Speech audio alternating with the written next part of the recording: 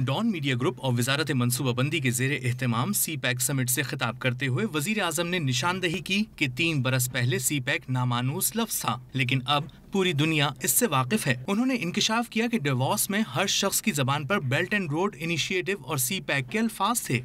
The BRI is the vision of President Xi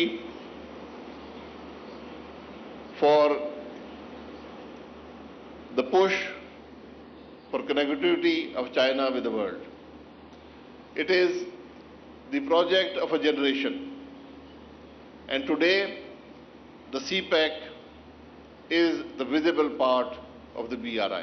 वजीर आजम ने अफगानिस्तान में गुज़िश्ता रोज के धमाकों पर अफसोस का इजहार किया। साथ ही बताया कि गुज़िश्ता हफ्ते सदर अशरफ गनी से बातचीत का महवर सिक्योरिटी के साथ साथ कनेक्टिविटी भी रहा।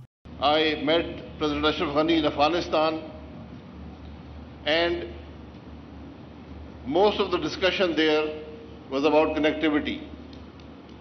We definitely discussed security.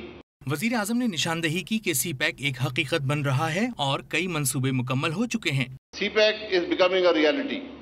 2 power projects have already come online.